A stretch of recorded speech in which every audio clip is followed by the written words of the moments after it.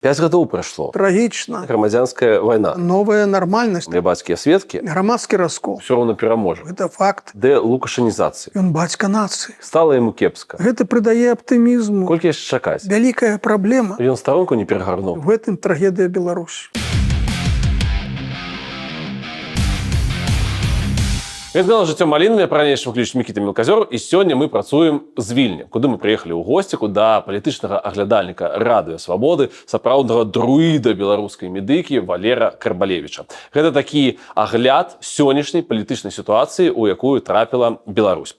Слава Украіне, жыве Беларусь, пачынаем глядзець, будзе вельмі і вельмі цікава. Я ў вас прачытаў, пакуль рыхтаваў за ціхая, псіхалагічная грамадзянская вайна. Я так разумею, што это актуальна. Так, сапраўды, калі глядзець на тое, што адбываецца ў самой Беларусі, калі вялізная колькасць палітвязняў, калі вялізная колькасць людзей, якія выкінуты з працы, якіх не бяруць на працу, якіх проста выціскаюць за мяжу, калі глядзець на рыторыку варажнечую, якая ідзе з тэлеэкранаў, прапагандысцкіх рэсурсаў, тэлеграм-каналаў.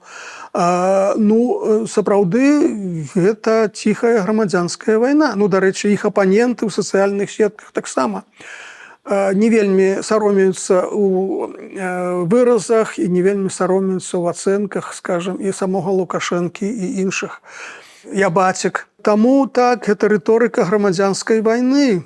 Але я проста гляджу на тое, як адбываюцца палітычныя працэсы ў іншых краінах, то там спрэчкі і жарсці не меншыя. Вон, глядзіце, толькі ў Польшы закончылася прэзідэнцкая кампанія. Трэба знаць, што пры гэтым у Польшчы гэтая барацьба адбываецца ўсё ж такі ў межах якой-ніякой дэмакратыі. Конечно.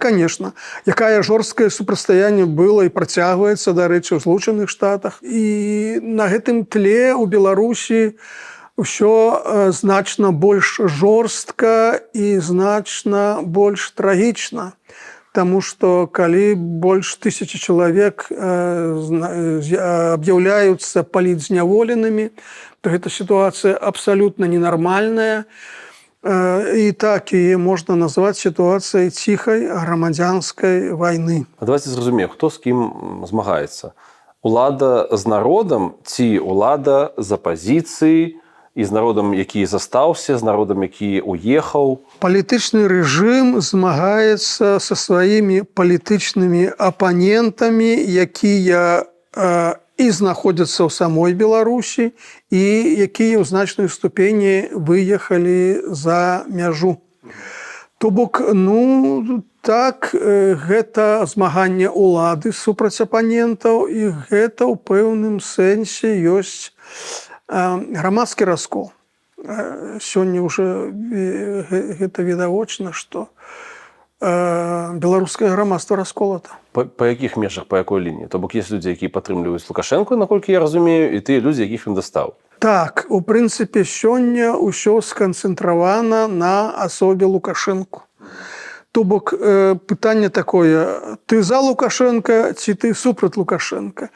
Таму што вакол Лукашэнка сфарміраваўся, так сказаць, пэўны набор ідэалагічных пастулатаў, палітычных пастулатаў, і адна частка грамадства падзяляе іх, другая іх не падзяляе, і таму сёння ўсё опіраецца ў асобу Лукашэнка. І сапраўды у нармальным грамадстве палітычны раскол, палітычная барацьба – гэта нармальна. Павінны існаваць інстытуты, механізмы, з дапамогай якіх гэты канфлікт вырашаецца. У дэмакратычных краінах гэта парламент, гэта выбары, гэта грамадзянская супольнасць, гэта медыа, гэта апазіцыя, гэта прафсаюзы, паміж якімі адначасова ідзе і барацьба, і дыялог, і спрэчкі, пошук кампрамісу. У Беларусі такіх механізмаў проста няма. У Беларусі адна частка грамадства, якая захапіла ўладу, фактычна у палітычным сэнсе, а цяпер ужо і не толькі ў палітычным сэнсе, знішчае іншую частку. Я кажу, што не толькі ў палітычным сэнсе, бо ўжо шмат смерцяў. і за кратамі, і людзей, якія толькі выйшлі за кратамі. Вось, таму такіх механізмаў няма, і вось у гэтым трагедыя Беларусі. Што з гэтым расколам рабіць тут і цяпер? Я кажу нават не пра гэтую лінію, гэты трэк, умоўна, там, я бацькі, я сведкі, а менавіта наконт людзей, якія засталіся ў Беларусі, якія уехалі, якія падтрымліваюць Лукашэнку і не падтрымліваюць Лукашэнку. Пакуль няма дэмакратычных механізмаў, гэты раскол пераадолець немагчыма. Дэмакратычныя механізмы, яны забяспечваюць той самы дыялог. Так, той самы дыялог, той самы кампраміс, без якога не можа існаваць краіна, соцыум, грамадства. Я хочу яшчэ вас пачытаць. Дзве беларусі змагаюцца за ідэнтычнасць беларусаў. Апішыце, ласка, два гэтых праекта. Гэта нацыянальны праект, найбольш яскравым выразнікам якога з'яўляецца Зянон Станіслававіч, можа, хаця не толькі.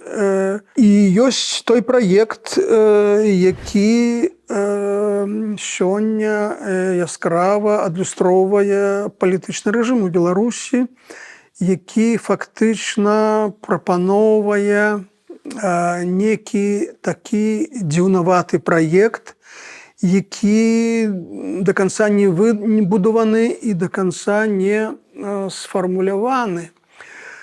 Бо тое, што прапануе Лукашенко, гэта такі дзіўнаваты праект. Вось ён кажа, беларусы і расейцы – гэта адзін народ.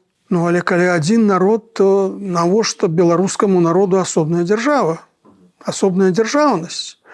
І такое пытанне ў некі момант могуць задаць і ў Крамлі, хапіўшыся за гэтыя словы Лукашэнкі. Калі мы адзін народ, то навошта вам асобная дзяржава? Вось. І тут як бы пытанне пра беларускую ідэнтычнасць. Нармальны дзяржаўніцкі праект спрабуе дыстанцыявацца ад метраполіі, ад той краіны, якая у каланіяльнай залежнасці, ад якой, так сказаць, знаходзілася Беларусь. І, скажам, нацыянальная ідэнтычнасць ва ўсіх былых савецкіх рэспубліках яна грунтавалася на тэзісу антырасіі. Усе народныя франты, якія ўзніклі падчас гарбачоўскай перабудовы, як бы грунтаваліся на антырасійскім падмурку. Былы прэзідэнт Украіны напісаў кнігу «Украіна не Расія». Вот чаму не Расія? Не ведаю, чаму не Амерыка, чаму не Польша, не Беларусь, чаму не Расія? Таму што Расія метраполія. Расійскі соцыум, ён дамінаваў у расійскай імперіі, і таму любая нацыя, любая дзяржава, якая хоча аддзяліцца ад расійскай імперіі, яна даказвае, што мы не Расія. А лукашэнкаўскі праект якраз даказвае зваротнае. Мы такія ж рускія, толькі са знакам якасці. Мы адзін народ.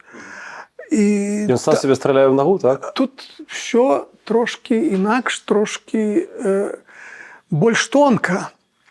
Ён спрабуе захаваць уладу, захаваць дзяржаўнасць, захаваць суверэнітэт, настолькі моцна абняўшыся з рускім братам, што рускі брат як бы не захоча біцца з беларусамі, таму што яны браты.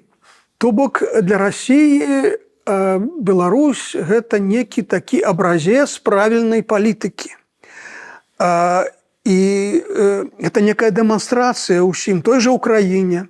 То бок паводзьце сябе так, як вядуць беларусы, і не будзем з вамі ваяваць. Гэта адрасавана і іншым былым рэспублікам Савецкага Саюза, якія сталі незалежнымі дзяржавамі. Вось, глядзіце, як паводзіць сябе Лукашенко, як паводзіць сябе афіцыйны Менск. Вось, і калі вы паводзіце сябе вось так, калі вы сябруеце з Расіяй і знаходзіце ў стане варажнейшых з Захадам, то вы атрымаеце вялікія льготы. Там і цены на газ невялікія, і нафта льготная, і расійскі рынок перад вами адчыніцца, і шмат яшчэ што. І Лукашенко на гэтым гуляе. Лукашенко на гэтым гуляе і спрабуе атрымаць ад гэтага пэўныя дывідэнты. І сапраўды ён іх атрымоўвае.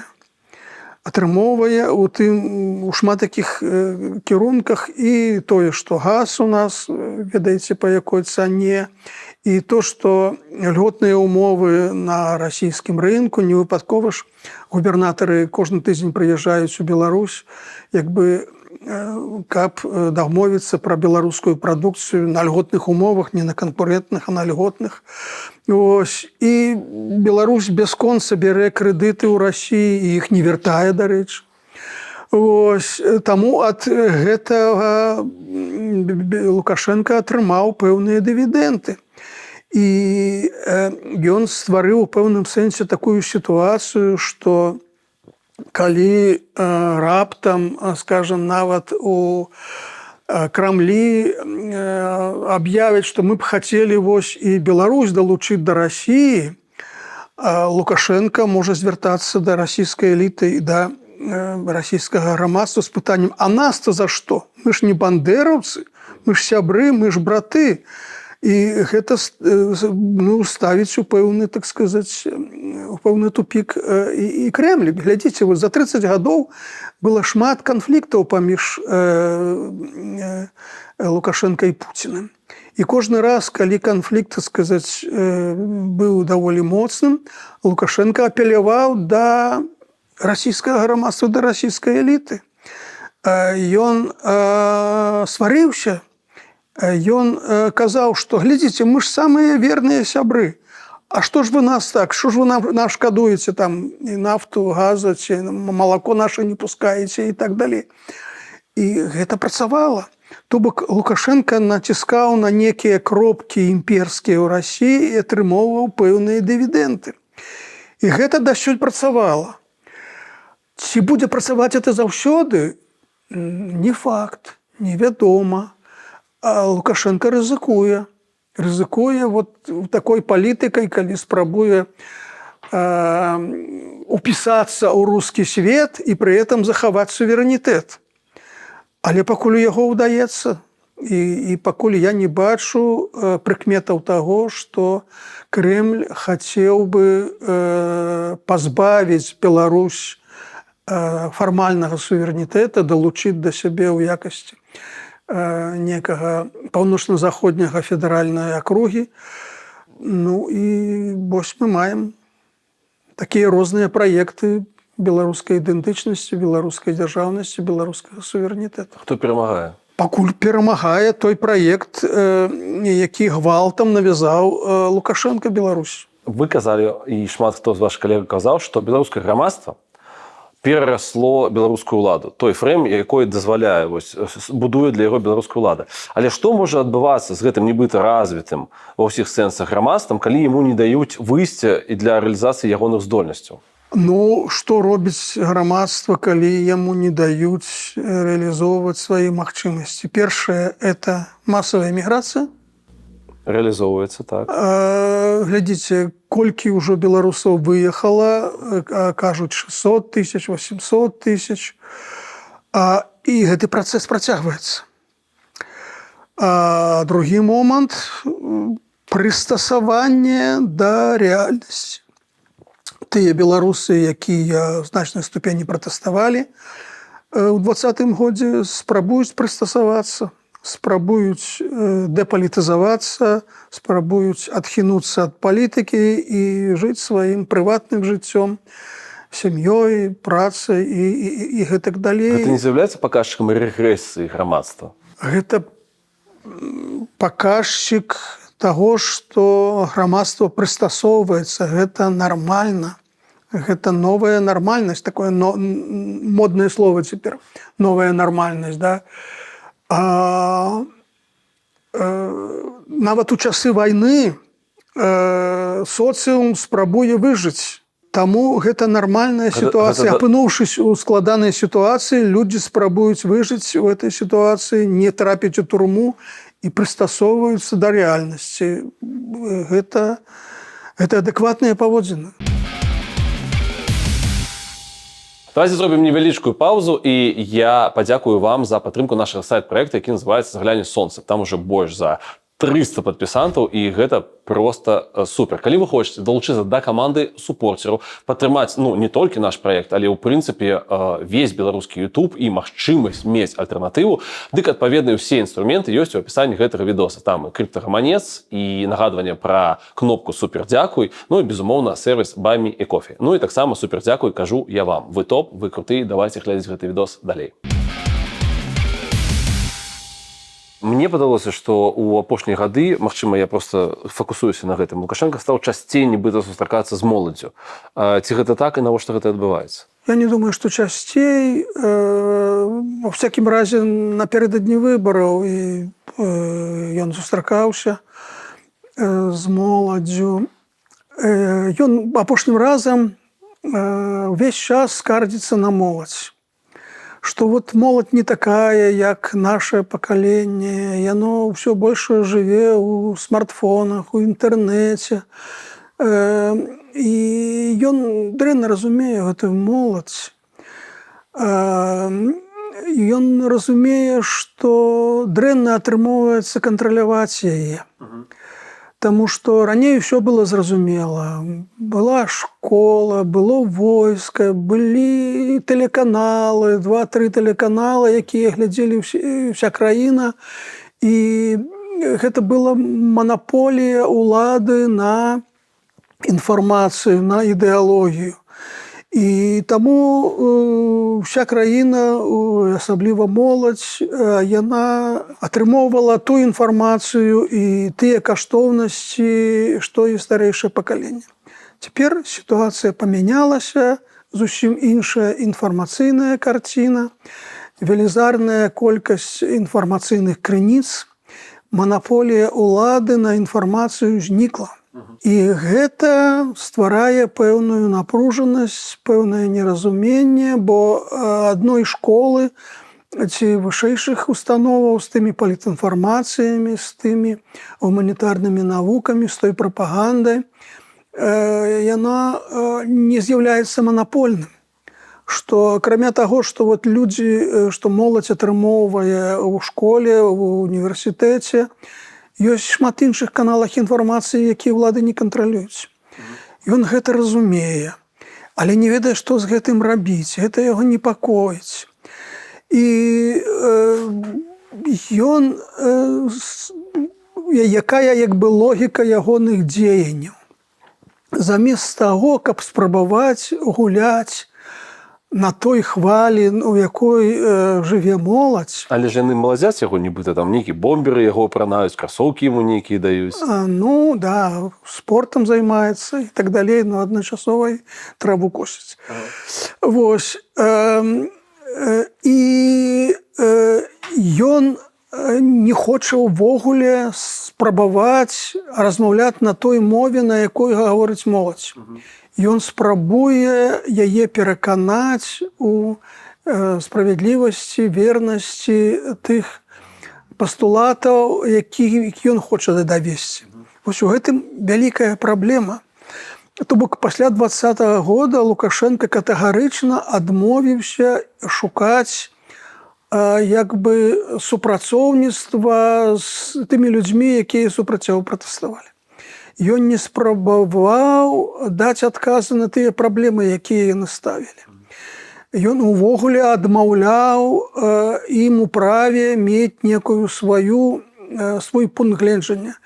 Ён з дапамогай грубай сілы імкнецца пераканаць іх у тым, што яны не маюць рацыі, што трэба думаць так, як думае ён і як даводзіць дзяржаўная прапаганда. У гэтым велізарная праблема.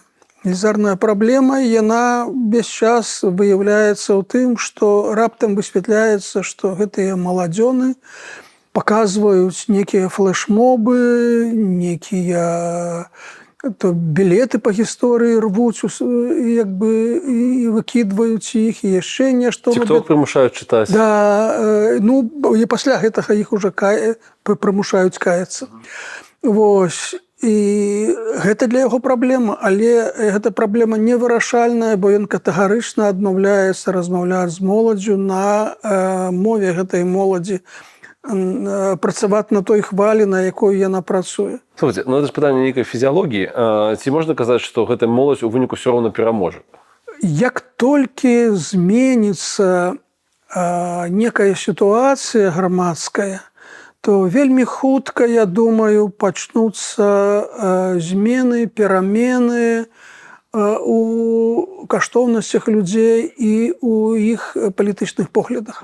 Таму я даволі скептычна стаўлюся да высноў тых сацыёлагаў, якія даводзяць, што павялічылася падтрымка ўлады, павялічылася падтрымка того палітычнага курсу, які праводзіць улада, і наадварот людзі адварочваюцца ад нейкіх такіх дэмакратычных каштоўнасцей.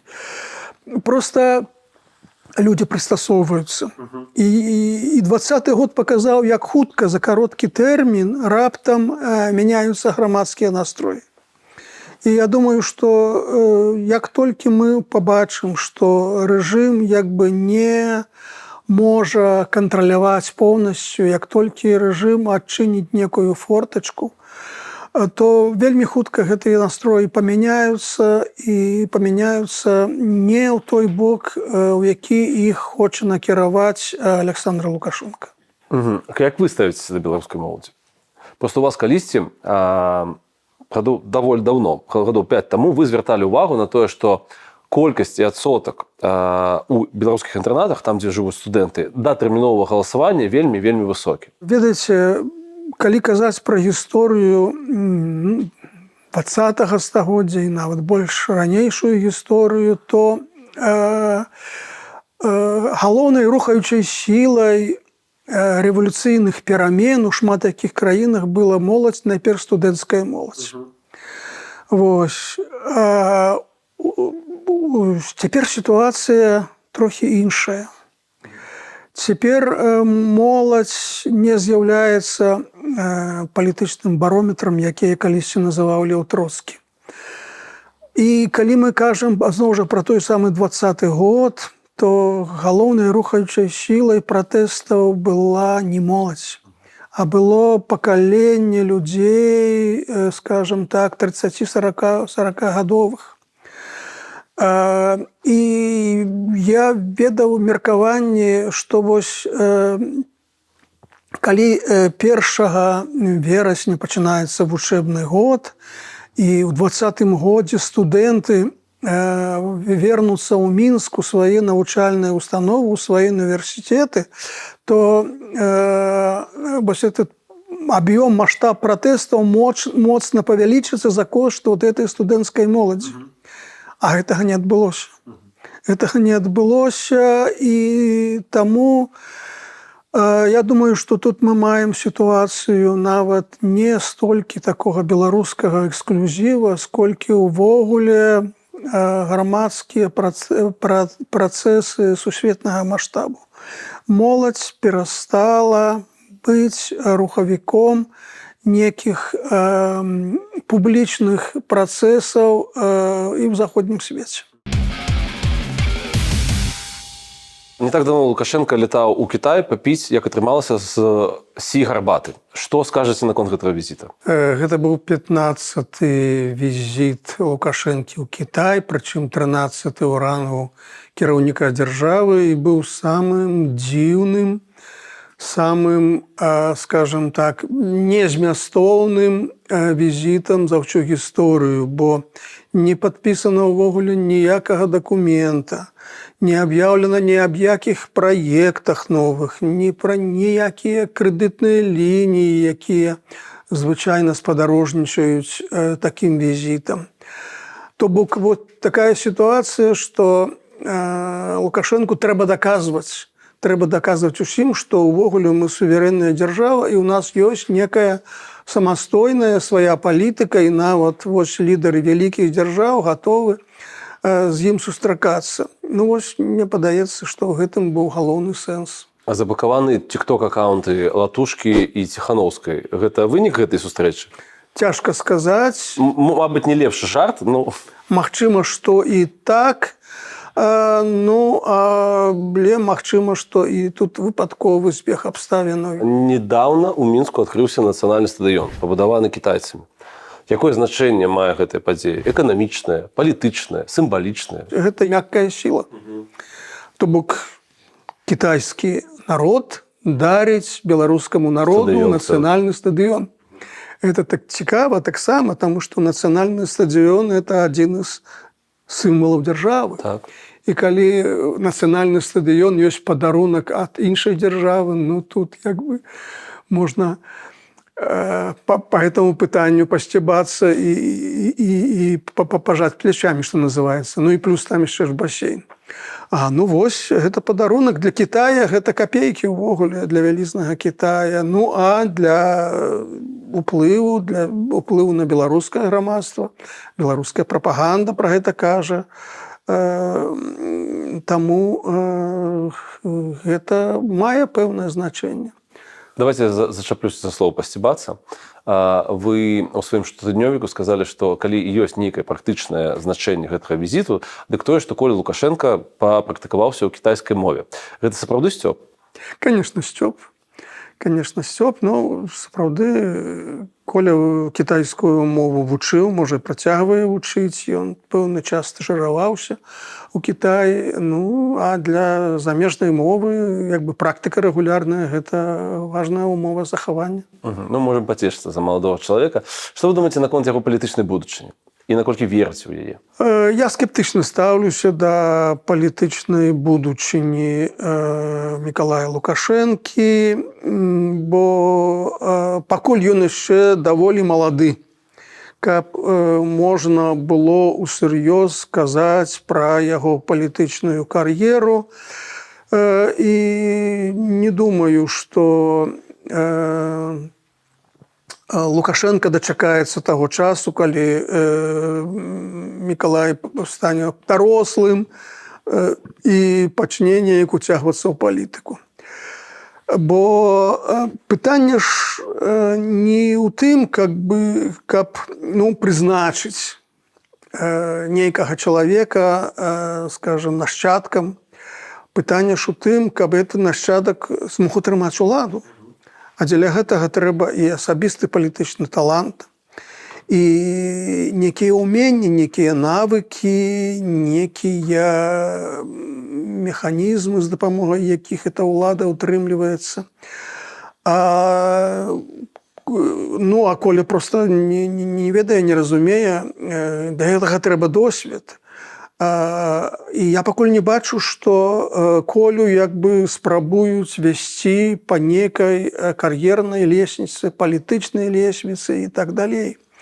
Там, я не ведаю, некім чыноўнікам прызначыць, ці хаця б актывістам БРСМ, ці актывістам Белай Русі, ці яшчэ нешта. То бок я не бачу яго ўключэння ў палітыку, акрамя тое, што ему спадарожнічае Лукашэнку падчас усіх візітаў.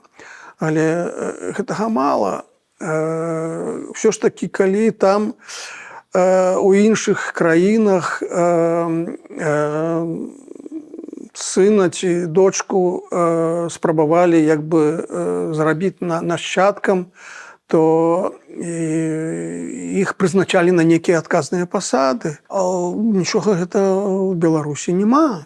Старэйшы сын Віктор быў памочнікам прэзідэнта па нацыянальнай бяспекі, чыноўнік некі. А цяпер і таго няма. А цяпер ён прэзідэнт міжнароднага беларускага алімпійскага камітэту. Гэта фармальна грамадская арганізацыя. Вось таму я пакуль не бачу, што ці Мікалай, ці Віктар як бы плануюцца заняць пасаду, заняць месца бацькі. Ці маглі бы вы сабе ўявіць нейкую фантазію прадставіць, што такое Беларусь пры, не ведаю, Коле Лукашенко? У меня есть концепция Канцэпцыя гэта палягае ў тым, што перамены ў Беларусі пачнуцца пасля сыходу Лукашэнкі, Александра Лукашэнкі, Важны дадатак. у незалежнасці ад таго, хто будзе ягоным наступнікам. Бо сённяшняя палітычная сістэма, сённяшні палітычны рэжым – гэта класічны персаналісцкі рэжым, рэжым асабістай улады. 30 гадоў Лукашенко ствараў гэты рэжым па свайму, што называецца, вобразу і падабенству. Ён шыў яго пад сябе з унікальнымі асаблівасцямі, падстройваў пад асобу менавіта самого Лукашэнкі. І проста так у гэтай сістэме замест Лукашэнкі пасадзіць іншага чалавека і меркаваць, што нічога не памяняецца, гэта наўрад ці. Такога не будзе.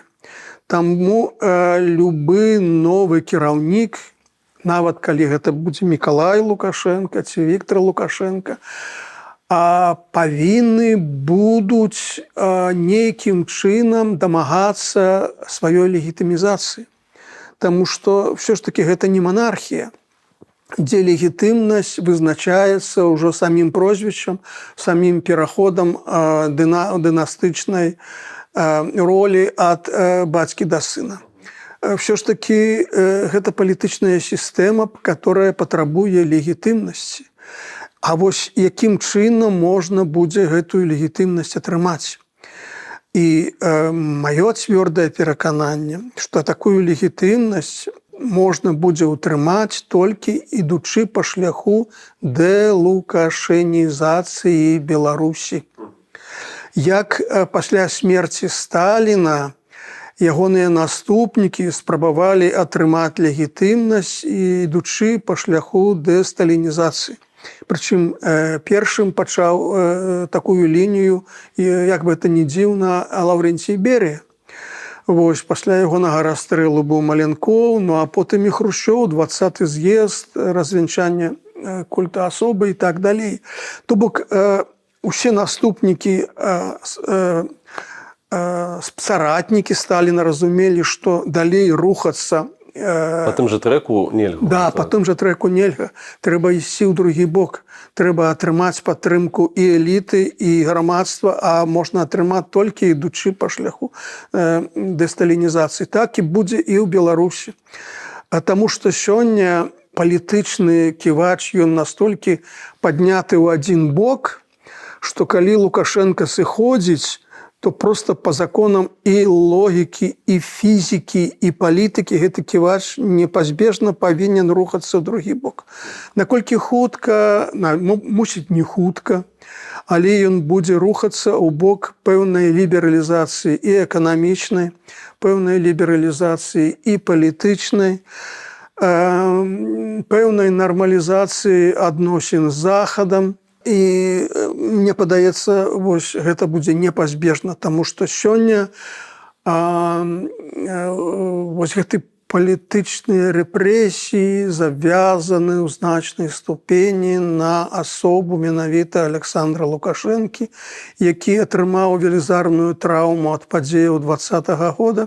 І цяпер ён проста помсціць і проста асцерагаецца, што любыя паслабленні зноў прывядуць да пратэсту.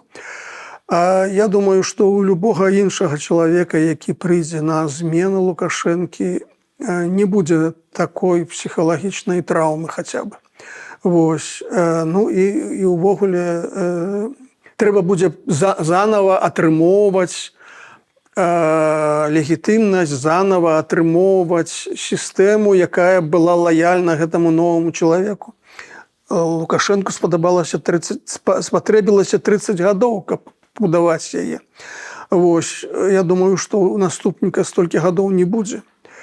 Вось таму я звязваю перамены, перспектывы з зыходам Лукашэнкі, хто б не быў ягоным наступнікам. Окей, вы кажаце, што непазбежна пасля яго фізічнага сыходу пачнецца працэс дэлукашанізацыі.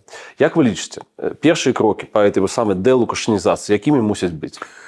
Ну, ведаеце, гэта ўжо за межамі нашага сённяшняга бачання. Можна спрабаваць іх як бы акрэсліваць, ну, але будуць проста нейкія такія, ведаеце, фантазіі. Але ж пагадзіцеся, што гэта фантазіі ў межах нейкага здаровага рассудку. Наконт таго, што людзей ціснуць трэба менш, выпускаць палізнявольных і гэтак далей, гэтак далей. Тут бачыце, они просто чалавечыя, я бы так сказал. Шмат што залежыць ад таго, хто прыйдзе. Не толькі ад таго, хто прыйдзе, а є шмат якіх іншых чыннікаў. Як доўга Лукашенко яшчэ будзе пры ўладзе? Ці ён сыдзе зусім? Ці ён сыдзе толькі з пасады прэзідэнта і пачне займаць толькі пасаду старшыні Беларускага народнага сходу? Як гэта паўплывае на функцыянаванне палітычнай сістэмы, палітычнага рэжыму? Чым закончыцца вайна Расіі ва ўкраіне, таму што ад беларуска-расійскіх дачыненняў вельмі шмат што залежыць. Якая будзе палітыка захаду адносна Беларусі і шмат чаго іншага. То бок, адна справа, калі мы казалі, што вот сёння Лукашенко сыходзіць, і назаўтра аб'яўлена, што функцыі кіраўніка дзяржавы выконвае па канстытуцыі старшыня Савета Рэспублікі Наталья Качанова, да, і аб'яўлены новыя выбары. Мы маглі б, так сказаць, нешта тут казаць. А калі гэта будзе праз 5 гадоў, Лукашенко ж выбраны нібыта на 5 гадоў у 25-м годзе, таму канец яго кадэнцыі ў 30-м годзе. Што будзе ў 30-м годзе, у наш дынамічны век, ніхто сказаць сёння не можа. Таму спрабаваць прагназаваць нейкія першыя крокі даволі цяжка. Ну, лагічна вот тое, што аб'явіць некую палітычную амністыю. Ну, вот гэта як бы з нашай сённяшняй логікі. А якая логіка будзе у тых людзей, якія прыйдуць да ўлады, сёння цяжка сказаць. Як вы лічыце, сярод атачэння Лукашэнкі, сярод сапраўды палітычных актараў, ёсць хтосьці, хто пры ўмове, што паслязаўтра Лукашэнкі не стане, гатовы будзе падхапіць гэтую ўладу? Дзяржаўная прапаганда спрабуе давесці, што Лукашенко незамянімы. Абсолютно. Як і расійская прапаганда кажа, што Пуцін незамянімы. Ёсць Пуцін, ёсць Расія, няма Пуціна, няма Расіі. Да. Прыкладна так жа кажа беларуская прапаганда. Але гэта не так. Калі казаць пра проста прэзідэнта, не пра бацьку, не пра отца нацыі, а проста чыноўніка, які на 5 гадоў заняў гэтую пасаду, як вот у Польшы, там, я не ведаю, як у Літве. Вось, што, в прынцыпе, любы чалавек з ягонага атачэння гэтую функцыю зможа выконваць лепш, горш, але я не думаю, што можа быць некая катастрофа. Таму любое прозвішча называе любога міністра, любога там кіраўніка, намесніка кіраўніка адміністрацыі. І, ў прынцыпе, я думаю, што людзі справяцца. Таму... Не, з тым, што справіцца, пытанняў няма. Ці, як вы думаеце, ці ёсць у кагосьці амбіцыі на гэта? Я думаю, што амбіцыі ёсць. Калі б у людзей амбіцыі не было, то яны б не спрабавалі ісці па кар'ернай лесніцы. А калі чалавек ужо займае гэтую пасаду, то гэта, зразумела, чалавек з амбіцыямі. Вось. Не думаю, што ёсць такая прага да ўлады, як у самого Лукашэнкі, но але пэўныя амбіцыі палітычныя, я думаю, шмат у каго ёсць. Вось. Ну і, разумееце, тут жа сітуацыя такая, што Лукашенко, чапляючыся за ўладу, стварыў такую палітычную сістэму, якая пасля яго сыходу, хутчэй за ўсё выкліча палітычны крызіс. Таму што, глядзіце, сёння палітычная сістэма, як бы палітычная вага розных інстытутаў, яна такая расцягнутая. Ёсць урад, ёсць парламент, прычым 2 палаты, ёсць прэзідэнт, яго адміністрацыя, ёсць ще беларускі народны сход. Усе гэтыя інстытуцыі не працуюць, таму што ўсе рашэнні прымае адзін чалавек. А калі чалавек гэты знікае, то гэтыя інстытуцыі як бы запрацуюць, і паміж імі пачнецца барацьба за ўладу. А яшчэ ж ёсць Савет бяспекі, які таксама па цяперашняй канстытуцыі можа перахапіць уладу ў выпадку, калі дзейны кіраўнік дзяржавы як бы знікае, яго насильно забіваюць, так скажем так. Ну, гэта таксама сітуацыя такая, што деликатная. Что значит насильно? А калі чалавек самагубством закончыць жыццё, то гэта што? Это насильно ці не насильно? Ну, это деликатная ситуация. И я не выключаю, что и гэты центр захоча заявіць про сябе. А вы разглядаете лукашенковское самогубство? Не, я не разглядаю, это я говорю чисто теоретично. Вот, просто это не регламентовано ни законом, ни конституцией, такие ситуации. Вось. И тому пачнецца барацьба за уладу, перацягванне вось, гэтай улады рознымі інстытуцыямі, якія раптам жывуць. Вось. І таму Лукашенко, спрабуючы стварыць сістэму, якая павінна была б захаваць яго палітычную спадчыну, на самом деле стварыў сістэму, якая разбалансаваная. І без яго яна не ведае, як яна будзе працаваць, таму што, скажам, той жа Всебеларускі народны сход — такая дзіўная інстытуцыя, якая в прынцыпе не может быть дзейным інстытутам улады, да, калі там сколькі 2500 чалавек, здаецца, збіраюцца там на 2 дні ці 1500, я забыў, колькі там.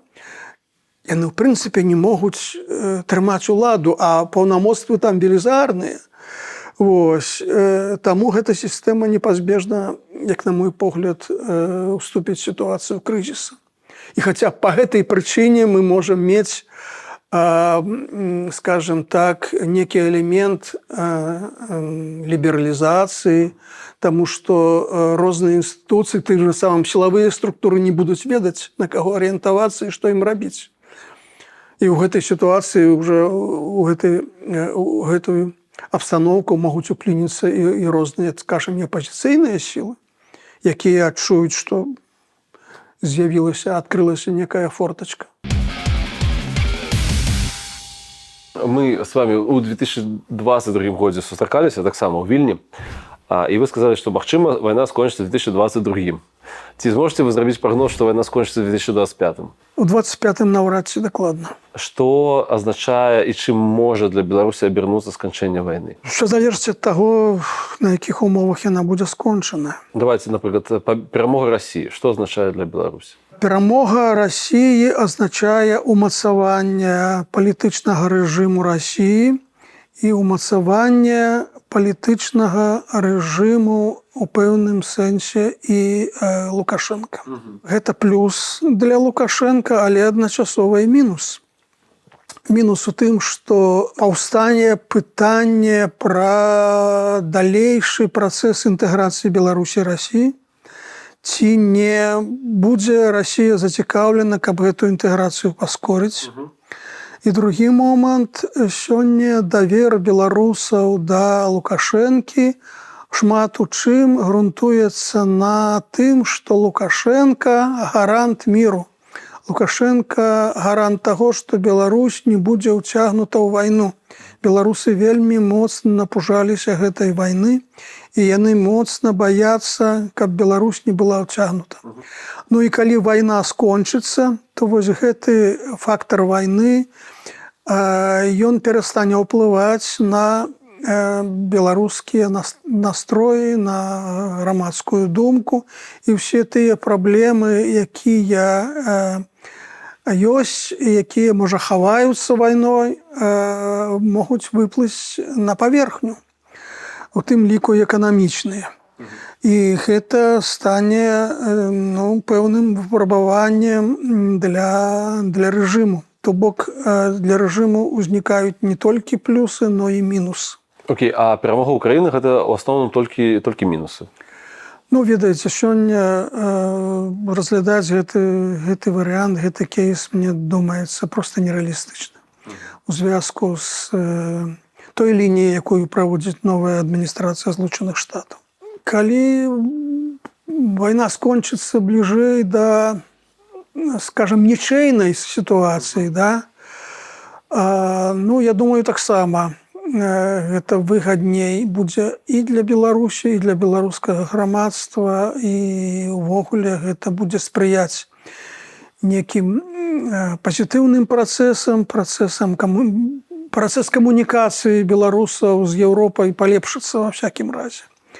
З усімі магчымымі наступствамі, у тым ліку і вось тое, пра што я казаў, што той фактор, што Лукашенко гарант міру, ён як бы знікне. Я прасіў вас уявіць сабе краіну пад кіраўніцтвам Колі Лукашенка. Выбачайце, што зноў на фантазію пытанне. Ці маглі бы вы уявіць сабе Беларусь пад кіраўніцтвам, напрыклад, Святланы Ціханаўскай? Не, якраз тут уявіць вельмі проста. Гэта будзе краіна, якая пачне рухацца ў бок дэмакратыі, у бок еўрапейскіх мадэляў, у бок еўрапейскіх каштоўнасцяў, і беларускае грамадства да гэтага саспела, як мне падаецца, і паводле сацыялагічных ацэнак, і паводле таго, што мы бачылі ў 2020 годзе. Вось, і паводле таго, што сёння у каманды Ціханаўскай ёсць набор пэўных дакументаў, праграм, ёсць праект Канстытуцыі, якія гатовы запусціць. І таму тут як бы даволі проста. Іншае пытанне, мне з цяжкасцю ўявіць, якім чынам Святлана Ціханаўская можа апынуцца на чале дзяржавы. Вось гэта мне ўявіць цяжка. Прайшло 5 гадоў, нібыта мусіць скончыцца кадэнцыя Ціханаўскай у якасці нацыянальнага лідара, ось 9 жніўня. Што думаеце на гэты конт? Я думаю, што 9 жніўня нічога не адбудзецца нечаканага. Галоўнае, што Святлану Ціханаўскую прызнаюць нацыянальным лідарам еўрапейскія інстытуцыі і еўрапейскія краіны. І таму міжнародная дзейнасць Святланы не зменшыцца, яна будзе працягвацца.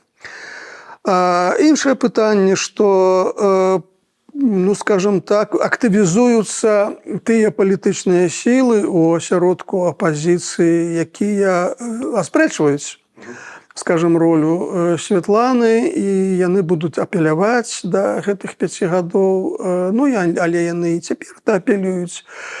Ну, проста ў іх з'явіцца больш аргументаў на тое, каб, як бы, зняць Святлану з гэтага п'едэстала, на якім яна цяпер знаходзіцца. Вось і ўсё, больш нейкіх іншых пераменаў я тут не бачу. Як бы вы ацэнілі перамены самой Святланы за 5 гадоў у якасці палітыка? Гэта вельмі вялікія перамены і вельмі пазітыўныя перамены, таму што Святлана стала спрактыкаваным палітыкам, яна сабрала вакол сябе добрую каманду, што вельмі важна, дарэчы, калі палітык мае каманду, і гэта каманда даволі добра працуе, спрабуючы выціснуць з той цяжкай сітуацыі, в якой апынулася і Беларусь, і сама Святлана, і ўвогуле апазіцыя, ну, максімум, што можна выціснуць. Таму у мяне вельмі станоўчыя ацэнкі Святланы Ціханаўскай. Увогуле, гэта, канешне, яе біяграфія палітычная, гэта некі такі, ведаеце, палітычны дэтэктыў, гэта сцэнарый для галівудскага серыяла. Ну, амаль што, як это самае, украінскі серыял «Слуга народа», да, так сказаць, ну, вот нешта падобнае, толькі ў больш яскравым выглядзе. Наконт беларусаў, якія жывуць у Беларусі, адзін з іх, Александр Лукашенко, змагаецца з прадстаўнікамі гэтай дыаспары. Чаму? Яны ж нібыта, то бок мэта нібыта дасягнута. Ты выціснуў гэтых людзей за перыметр. Некалькі чыннікаў. Першае, гэта проста элементарная помста. Таму што тыя людзі, якія выехалі за мяжу, яны тут за мяжой працягваюць крытыкаваць рэжым Лукашенка і не толькі працягваюць крытыкаваць, але і падтрымліваюць санкцыі эканамічныя, якія б'юць па беларускай эканоміцы і якія непрыемны для рэжыма. Вось, ну і просто тут ёсць некая, ведаеце, элементарная зайздрасць, таму што Святлана Ціхановская сустракаецца з такой вялікай колькасцю заходніх палітыкаў за кароткі час, з якімі Лукашенко не сустракаўся за ўсе 31 год свайго палітычнага кіравання ў Беларусі. Вы сур'ёзна думаеце, што ён зайздросціць?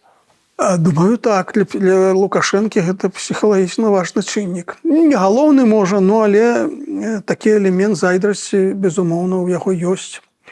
Вось. То бок яны, рэжым адчувае, значыць, рэальную, скажем так, ну, не тое, што пагрозу, але некі патэнцыял, які можа выстраліць у пэўны момант. І зноў жа глядзіце, Лукашенко падчас любых сустрэчаў, падчас любых выхадаў на публіку увесь час згадвае пра збеглых, як бы абвінавачвае іх ва ўсім. Ну вось, бульбы не стала, хто вінаваты? Это ўсё беглыя, якія эту праблему падымаюць.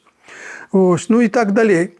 Вось, таму апазіцыя за межамі уяўляе, прапануе альтэрнатыву беларускаму грамадству. А з улікам таго, што сёння мы жывем у век інтэрнэту, у апазіцыі за межамі ёсць магчымасці інфармацыйныя, каб даводзіць такую альтэрнатыву да Беларусі, да беларусаў. Хоць яна ў значнай ступені цяпер заблакаваная, вось, хоць з імі вядзецца пастаянная барацьба, што ўсе замежныя медыі незалежныя аб'яўляюцца экстрэмісцкімі рэсурсамі, і за гэта ў Беларусі караюць людзей. Тым не менш, механізмы такія існуюць, і яны так ці інакш працуюць. І Лукашенко гэта разумее. Таму барацьба з апазіцыяй, яна нават узмацняецца, глядзячы па той колькасці людзей, якія цяпер выяўляюцца як агенты КДБ ці нейкіх іншых структураў беларускіх, і можна меркаваць, што змаганне з замежнай апазіцыяй павялічваецца, і рэжым робіць значна больш высілак дзеля таго, каб разбурыць апазіцыйныя структуры, каб стварыць канфлікты паміж імі, каб іх выкрыць, каб паказаць, што яны знаходзяцца ў небяспецы, што КГБ ўсё ведае пра ўсю дзейнасць, і таму, каб збіць актыўнасць людзей, якія тут выходзяць на нейкія акцыі і так далей. Адзін з самых яскравых крытыкаў Святланы Ціхановскай – это Зенон Пазняк. І каментуючы чарговае пытанне наконт спадара Зенона, вы неяк сказалі, што БНФ – гэта такая вялікая секта. А як вы лічыце, весь гэты прадэмакратычны вырушняк, ён сам па сабе таксама з сектай не з'яўляецца? Ну, звычайнаму чалавеку даволі складана зразумець, навошта гэтым займацца. Как бы плёну нейкага відавочнага нібыта няма. Ну, ведаеце, вось до 2020 года ў Беларусі, пасля прыходу да ўлады Лукашэнкі, 25 гадоў існавала палітычная апазіцыя. Яна не мела ніякіх дасягненняў у плане таго, каб прыйсці да ўлады, не мела фракцый у парламенце, не мела нейкіх фракцый у мясцовых саветах. То бок рэжым Лукашэнкі загнаў яе ў нейкі угол, у некае гета, і ў гэтым гета яна і існавала 25 гадоў. Вакол яго Лукашенко пабудаваў вялізны плот, і за гэтым плотам яна там існавала там внутры гэтага гета адбываліся нейкія сапраўды працэсы палітычныя, там спрачаліся, лаяліся, аб'ядноўваліся, расколваліся, і часткова гэта падабалася ім, яны гэта лічылі за сапраўдную палітыку. Вось. Ну а потым прыйшоў 20-й год і высветлілася, што ўся гэтая палітычная дзейнасць не мела вялікага значення, на парадак дня з'явіліся новыя чыннікі, новыя фактары, новыя гульцы, новыя сілы, якія хутка вельмі змабілізаваліся і пайшлі, і вся старая апазіцыя апынулася як бы на абочыне. Найбольш кемлівыя і прадстаўнікі успелі ўпрыгнуць у апошні вагон, напрыклад, ОГП, там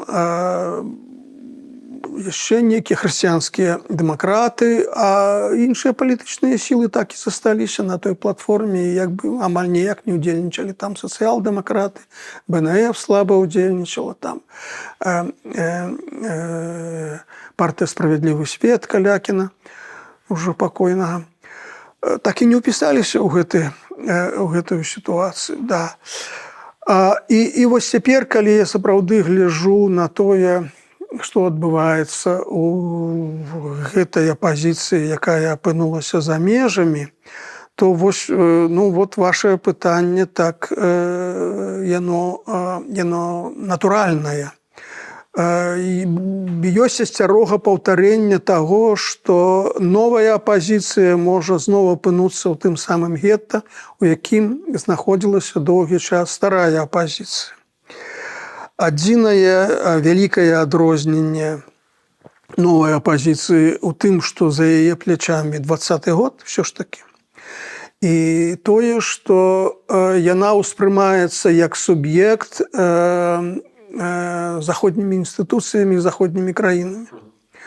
Вось. І пакуль гэтыя чыннікі працуюць, то мяркую, што поўнага паўтарэння лёсу старой апазіцыі можа і не быць, але тут шмат ад чаго залежыць, залежыць, наколькі гэты рэжым Лукашэнкі трымаецца, як будуць шмат іншыя чыннікі развівацца. Вось. Ну, але тое, што цяперашняя апазіцыя трымае беларускае пытанне ў міжнародным парадку дня, гэта, мне падаецца, важнае і, можа, галоўнае з таго, што робіць апазіцыя, і толькі за гэта яе, так сказаць, можна дзякаваць і падтрымоўваць, бо без гэтага увогуле пра Беларусь цалкам атаясамлялася з Расіяй, з усімі непрыемнымі наступствамі і для тых беларусаў, якія жывуць у Беларусі, і для тых беларусаў, якія жывуць у замежжы. Тыя беларусы, якія жывуць у замежжы, так ці інакш, не ведам, як это сфармуляваць, яшчэ памятаюць пра тое, што існуе палітычны нейкі працэс і нейкі там варушняк. Беларусы, як мне падаецца, у Беларусі как бы жывуць нібыта без гэтага. Ці не з'яўляецца гэтай ўсё ж такі паразай і нагодай для крытыкі дзейснай апазіцыйнай улады? Ой, не ўлады, а палітыкі. Ну, тое, што параза адбылася ў 2020 годзе, і тое, што Лукашенко, рэжым атрымаў у гэтым канфлікце перамоваў, гэта факт, з якім спрачацца няма сэнсу. Хто гэтым вінаваты? Гэта вялікае пытанне, можна казаць пра тое, чаму не атрымалася перамагчы ў 2020 годзе. Я думаю, што сэнс жа не ў гэтым, не ў тым, што там хто вінаваты, а ў тым, што беларуская апазіцыя, якая шмат працуе на знешнім перыметры, пры гэтым разыходзіцца нібыта з людзьмі, якія засталіся ў Беларусі. Наколькі гэта праблема?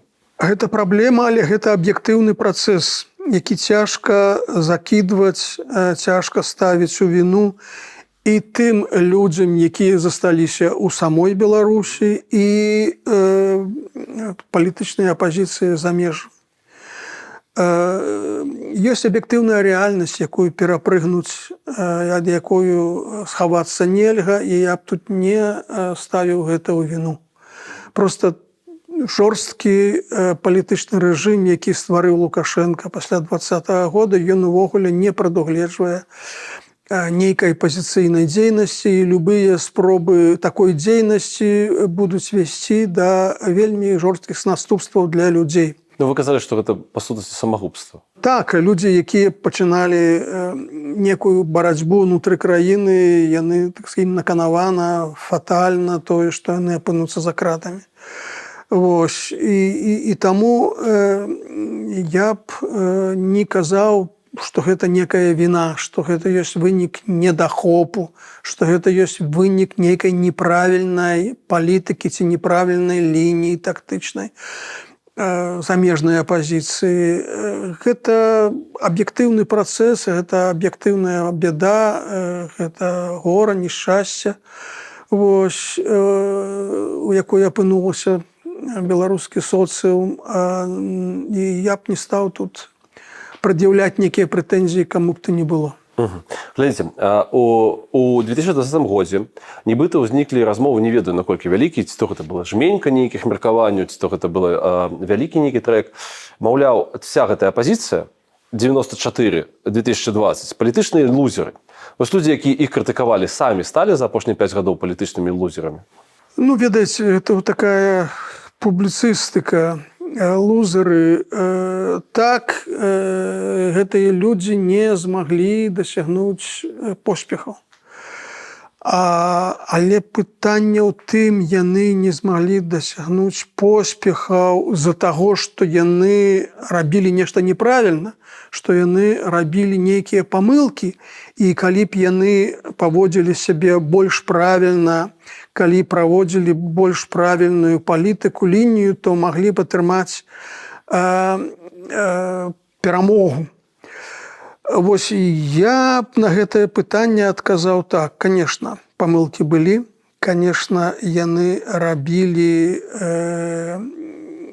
пэўныя промахі тактычныя, але па вялікаму рахунку праблема не столькі ў іх дзейнасці, сколькі першая у жорсткай палітыцы Лукашэнкі, які не дазваляў апазіцыі выйсці з-за гэтага гета і неяк пералезці праз плот. Усе, хто спрабаваў пералезці, іх тут жа хваталі і кідалі ў вязніцу. І другое, гэта стан беларускага грамадства, які не гатоў быў падтрымаць апазіцыю і якога, у прынцыпе, задавальняла тая палітычная лінія, якую праводзіў Александр Лукашенко. Вось. 2020 год гэтую сітуацыю памяняў. Сённяшніх лідараў апазіцыі, ну, пры жаданні, конечно, можна назваць і лузерамі, і прайграўшымі, і неудачнікамі, і шмат якімі яшчэ, значыць, мянушкамі, эпітэтамі, так, ярлыкамі, але гэта мала што дабаўляе, гэта некая такая, ведаеце, публіцыстыка. Калі глядзець на сітуацыю, скажем так, больш паліталагічна, то у 2020 годзе быў шанец перамагчы. Калі б, значыць, пратэст, скажем, кіраваўся, развіваўся, ішоў па іншым кірунку. А вось пасля 2020 году ніякіх шансаў ўжо не было. У незалежнасці ад той ці іншай лініі, ад той ці іншай тактыкі, якую праводзіла замежныя апазіцыйныя цэнтры. Вось, ну, ведаеце, у палітыцы, калі ты прайграў, калі ты не перамог, ну, лузер, ну, і што казаць, вот, выборы прэзідэнцкія ідуць там у Польшы, у США, у якой іншай краіне, там, прычым раскоп папалам 50/50, адзін выйграў, другі прайграў. Ну, можна, конечно, назваць прайграўшага лузерам. Ну, але, ведаеце, у палітыцы заўсёды так бывае. Адзін выйграе, другі прайграе. Ці адзін і той жа палітык выйграе, потым прайграе, потым зноў выйграе, як той жа Трамп. Что, як назваць Трампа лузером, не? Ну, Трампа по-рознаму можна называць. Вот, можна по-рознаму, вот это важно. Што вы робіце, калі стамляецеся ад палітыкі? Ведаеце, што звычайны чалавек робіць? гуляе, ідзе ў лазню, глядзіць некі, так сказаць, некі фільм, можа, не вельмі змястоўны, но але лёгкі, каб проста пераключыцца. Патлумачце, калі ласка, што такое жыццё прафесійнага палітолага, палітычнага аглядальніка? Гэта як? Гэта трэба ўвесь час сачыць за палітычнымі працэсамі. Нельга ад іх адмежавацца, нават калі ты ў адпачынку, калі ты недзе там плаваеш на моры, на цёплым беразе. Увесь час трэба сачыць за тым, што адбываецца, бо нават на кароткі час, калі ты выпаў з працэсу, то ты шмат што губляеш. Ну і гэта увесь час не толькі бачыць падзеі, но і паспрабаваць іх увязаць з той сістэмай, якая у цябе ў галаве, паспрабаваць пакласці на патрэбную палічку, якая зноў жа ў цябе ў галаве, сістэматызаваць іх, гэтыя падзеі. Што яны азначаюць? Яны азначаюць працяг трэнду, ці гэта новы трэнд, ці ён паварочваецца ў іншы бок. Усе гэтыя працэсы мыслительныя, яны ўвесь час праходзяць у галаве чалавека, які спрабуе аналізаваць палітычныя працэсы, і ад іх проста нікуды не дзецца, не схавацца. Вам важна быць запатрабаваным палітычным аглядальнікам? Ну, зразумела. Бо калі ты палітычны аглядальнік, калі ты хочаш нешта каментаваць, то ты хацеў бы, каб людзі чулі, што ты гаворыш. Бо калі ніхто не чуе, нікому гэта не цікава, ну, тады для каго ты працуеш? Сам для сябе, для самого і для вузкай групы, можа. Вас цешыць, што лічацца, маўляў, Карбалевіч гэта такі трапны палітычны прагназіст у тым ліку? Ну, я не ведаю, хто так лічыць. Ну, зразумела, любому чалавеку прыемна, калі яго праца ацэньваецца пазітыўна. Я правильно разумею, што вы проста, калі робіце гэтыя прагнозы, вы проста выключаеце эмоцыі. Галоўнае, можна сцішана гэта зрабіць, але гэта дае больш гарантыі, што вы трапіце ў выніку. Ну, зразумела, я проста да саміх прагнозаў стаўлюся вельмі асцярожна. Я іх, увогуле кажучы, не люблю, бо будучы нікому невядома, і любыя прагнозы будуюцца на чым? На тым, што ты глядзіш некія працэсы, трэнды, якія былі ўчора, якія развіваюцца сёння, і экстрапалюеш гэтыя працэсы на будучае. Але калі раптам тренд мяняецца, то ўсе твои прагнозы як бы правальваюцца. І таму тут вельмі лёгка ў прагнозах заблытацца, у прагнозах памыліцца, бо палітычныя працэсы залежаць ад людзей, ад людской свядомасці, ад людской псіхалогіі, а яна часта мяняецца, і таму шмат падзеяў палітычных, гістарычных, ну, ніхто не мог прадказаць. І нават апошнія падзеі, і вайна в Украіне, і распад Савецкага Саюзу, і нават падзеі 2020 года ў тым выглядзе, які яны здарыліся, мала хто прадказваў. А Лукашенко на сваіх недаўніх заявах, дзе вы кажаце, што все про 20 год, про беглых и гэтых далей, в этом лику сказал, что по прошествии времени мы понимаем, что было бы с нами, если бы мы тут в 2020 году не выстояли. Як вы лічыце, что бы з імі было? Калі б яны не выстаялі тут у 2020 годзе. Калі Лукашенко кажа, што было з намі, то ён, мусіць, мае на ўвазе сябе, сваю сям'ю і сваё атачэнне. Ну, хутчэй за ўсё, так, сапраўды, да ўлады прыйшлі б новыя палітычныя сілы, новыя чыноўнікі, магчыма, частка старых засталася б, частка памянялася, ну, да, частка тых людзей, якія сёння знаходзяцца каля Лукашэнкі, страцілі б уладу. 5 гадоў прайшло. Ну, агулам лічыцца, што краіна нібыта ў асфальце, ну, наконт там нейкіх палітычных свабодаў. Што ж яму так, ну, неспакойна і неёмка да гэтага часу? Ёсць пытанні, прычыны псіхалагічныя, а ёсць сістэмныя. Траўма, стрэмка, якая сядзіць у свядомасці і не дазваляе расслабіцца. Бачыце, ён на любых публічных сустрэчах узгадвае 20-й год. Прыходзіць на Беларусьфільм і замест таго, каб гаварыць пра кіно, кажа пра тое, што а вы ж тут у 20-м годзе вось таксама пратэставалі. Ён старонку не перагарнуў, так? Так, вось. Гэта як бы асабістыя прычыны, но ёсць сістэмныя прычыны. Утрымаць уладу тымі метадамі, якія ён прымяняў до 20-го года, ўжо немагчыма. Таму сістэма павінна быць больш жорсткай. Сістэма, дзе любыя альтэрнатыўныя палітычныя грамадскія сілы ліквідуюцца ўвогуле. То бок сістэма, якая эвалюцыяніруе ў бок таталітарызму.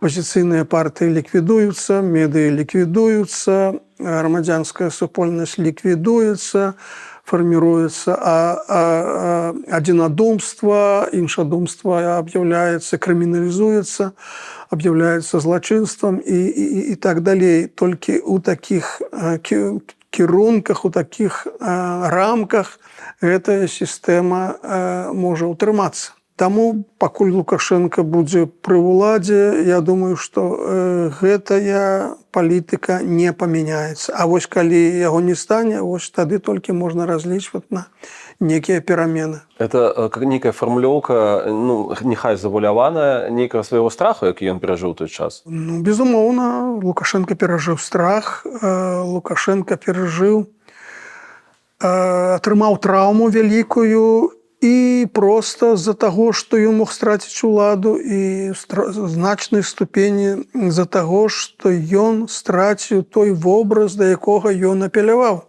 Вобраз народнага прэзідэнта, які народ заўсёды, так сказаць, падтрымліваць павінен быў народнага прэзідэнта. І тут Лукашенко раптам убачыў, што ён не народны прэзідэнт. А ён разумее гэта ўжо? Што яго не любяць так, як яму падавалася ў тым аб'ёме? Думаю, так, ён добра разумеў, што адбываецца ў 2020 годзе. Калі ён паехаў на прадпрыемства, завод МЗКТ, завод дзяржаўны, ваенна-прамысловага комплексу, і гэта як бы той бок ён жа не выпадкова выбраў такі завод. Ён лічыў, выбраў той завод, які павінен па ягонай логіцы быць яго галоўным апірышчам. Але памыліўся. Памыліўся. Вось. І, бачыце, ён нават баяўся перамяшчацца па гораду на аўто, толькі на верталёце. Але трэба зазначыць, што за 4 годы гэты завод нармалізавалі. Нармалізавалі ўсю Беларусь, які той завод, там тут нічога дзіўнага няма. Слухайце, наконт 20-го разумею, ён перажыў там страх. Ці страшна яму цяпер, як вам падаецца? Я разумею, што вы не псіхіятр-псіхолог, але тым не менш. Можа, не страшна, але пастаянныя стрэсы ён адчувае. Ён адчувае стрэсы і ад тых праблем, якія на яго навальваюцца. І існуе страх, таму што ён не ведае, не разумее, што адбываецца ў грамадстве. А ён не разумее, што адбываецца ў грамадстве, бо адсутнічаюць сістэмы зваротнай сувязі, пра што мы казалі.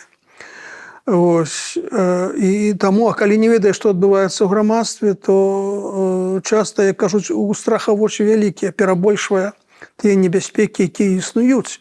Лукашенко на поўным сер'ёзе думаў, што будуць пратэсты і пасля парламенцкіх выбарах 24 года, і пасля прэзідэнцкіх выбараў 25 года.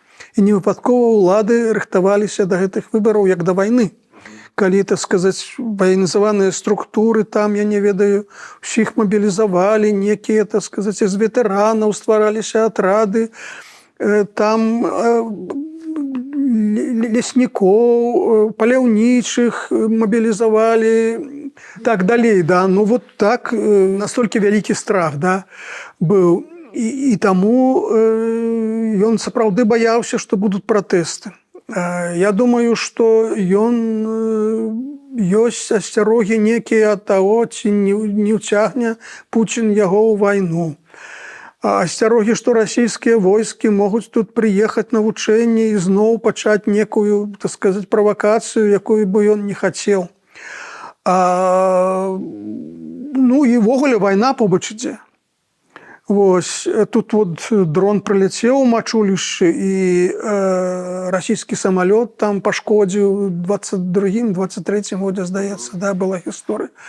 Ну а чаму такі дрон не можа даляцець да, я не ведаю, Астрашыцкага гарадка там ці да Драздоў? Цалкам рэальна, таму адчуванне небяспекі у яго ёсць, яно вельмі развіта. Назваць это страхам, ну я не ведаю. Наконт псіхалогіі хацеў вас запытаць. Чаму гэты чалавек лічыць, што разбіраецца ва ўсім? Ці зразумелі вы за вялікі час назірання за ім, чаму менавіта так? Ну, недавно самае актуальнае у нас, ён у нас разбіраецца в Беларусь-фільме, ён разбіраецца ў спорце, ён разбіраецца ў бульбе, ён разбіраецца ў міжнародных стасунках, стадыёнах, параходах і гэтак далей. Бачыце, тут сама логіка існавання персаналісцкага рэжыму асабістай улады, калі усе больш-менш важныя рашэнні прымае адзін чалавек, то самой логікай такога працэсу это падштурхоўвае яго да таго, каб прымаць рашэнні па любых пытаннях.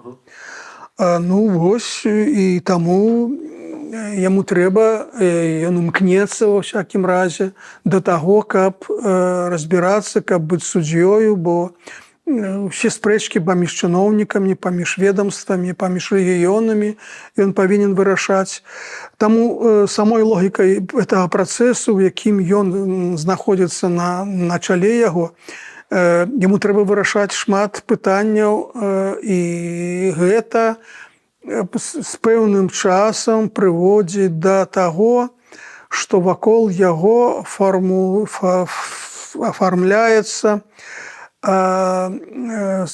група людзей, якія спрабуюць даказаць, які ён вялікі, які ён разумны, як ён усё робіць правільна, і гэтая прапагандысцкая кампанія ўплывае на яго самого. І ён сам ужо верыць, што ён сапраўды такі мудры, такі вялікі, што ён можа даць параду ўсім.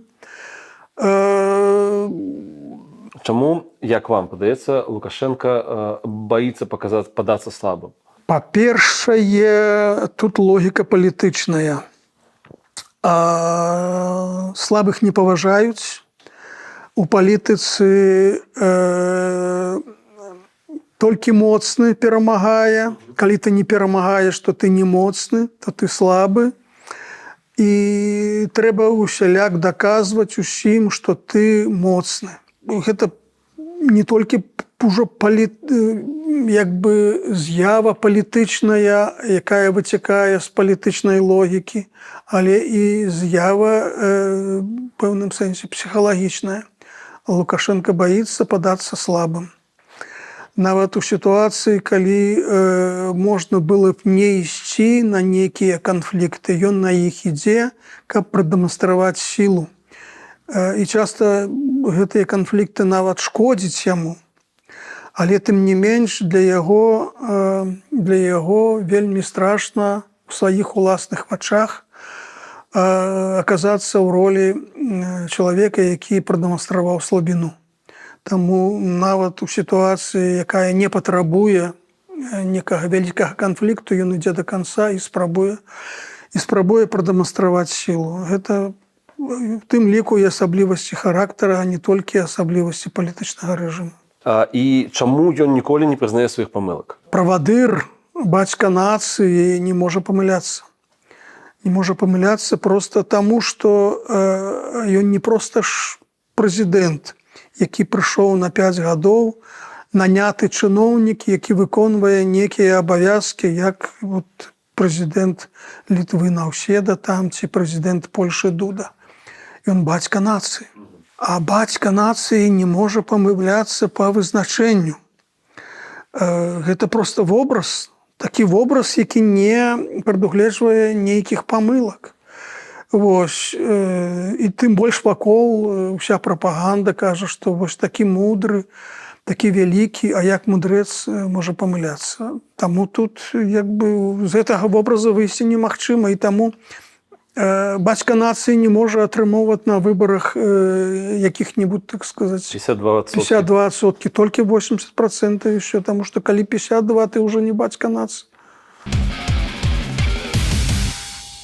Ці быў дарэмным 2020 год? Таму што калі аб'ектыўна глядзець на сітуацыю, то дык у стране ўсё стала горш. Ну, ведаеце, разважаць у такіх катэгорыях дарэмна, недарэмна, мне падаецца, неправільна, калі мы гаворым пра такія глыбінныя гістарычныя працэсы, як пратэст 2020 года. Гэта быў выбух энергіі, якая назапасілася папярэднія гады, дзесяцігоддзі. Гэта быў востры канфлікт паміж уладай і грамадствам, які выбухнуў.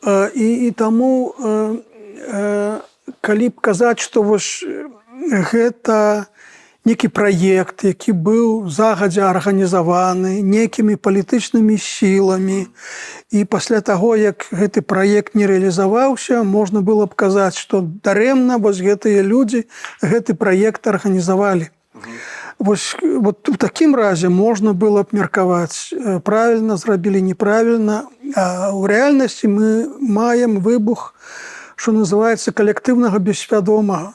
І калі гэта так, то казаць дарэмна, недарэмна, ну, не мае сэнсу, таму што я ведаю, што ёсць, так сказаць, эксперты, якія кажуць, не трэба было пачынаць. Толькі незразумела, да каго яны звяртаюцца. Калі б гэта была некая група людзей, якія арганізавала гэта, тады можна было б да гэтых людзей прад'яўляць нейкія прэтэнзіі, но гэта не так насамрэч. Это быў стыхійны выбух. Таму ён выцякаў з логікі грамадскага жыцця, і пытанне па ацэнкі дарэмна, недарэмна тут не падыходзіць. Літаратурнага кшталту пытання. Колькі яшчэ чакаць? Ніхто на гэтае пытанне адказу вам не дасць. Я параю глядзець, сачыць за здароўем Александра Григоровича. Слухайте, вось вы апісвалі у тым ліку ягоныя спартовыя, апантанасць нават спартовую, так, што чалавек у ягоным узросце, калі ў яго все ёсць, прынцыпова выходзіць на гэты лёс у любым абсалютна стане і абавязкова браць гэтае першае месца. Ёсць зараз чуткі, размовы, легенды пра тое, што ён уже ледзьве скоўзаецца па гэтым нібыта лёдзе. Як вы рэагуеце на ўсе гэтыя загаловкі, што стала яму кепска, адчувае сябе горш, форма пагоршылася і гэтак далей, гэтак далей? Ну, то, што яго праблему са здароўем апошнія гады, гэта відавочна, і гэта ён сам прызнае, і гэта хаваць бессэнсоўна. Наколькі яны моцна ўплываюць на яго палітычныя здольнасці, на палітычныя здольнасці, на здольнасці кіраваць краінай і на тое, на працягласць яго жыцця, я на гэтае пытанне адказаць не магу. Ва ўсякім разе, у палітычным сэнсе ён у недрэннай форме. Што рабіць, калі чаканне дастала? Гэта індывідуальны выбар. Вы што робіце? Працягваю рабіць тое, што рабіў. Мы с вами, калі папярэдні раз размаўлялі, вы сказалі, што паміж Шрайбманам і Чалам вы выбереце Шрайбмана, бо Чалы занадта аптымістычны. І тым не менш, ці ёсць нейкія нагоды для аптымізму менавіта ў вас? Ці вы нейкім чынам яго штучна ў мэтах, не ведаю, захавання сябе, ментальна яго знаходзіць? Аптымізм заўсёды можна знайсці, асабліва калі ты цвёрда верыш у тое, што тыя каштоўнасці, якіх ты прытрымліваешся, якія ты даводзіш, якія ты спрабуеш дэманстраваць, што ты верыш у гэтыя каштоўнасці. Гэта прыдае аптымізму, таму што ты лічыш, што ты робіш усё правільна. А калі ты лічыш, што ты робіш усё правільна, ну, ось гэта той чыннік, які натхняе. У незалежнасці ад таго, спадабаўся вам гэты відос ці не спадабаўся, калі ласка, адрэагуйце на яго лайкам ці дызлайкам. Таксама, калі вам бяспечна, калі ласка, падпішыцеся, таму што ад вашай актыўнасці залежыць прасоўванне гэтага відоса. У сённяшніх умовах гэта даволі непроста, таму мы будзем удзячны любой вашай падтрымцы. Слава Украіне, жыве Беларусь, разыходзімся.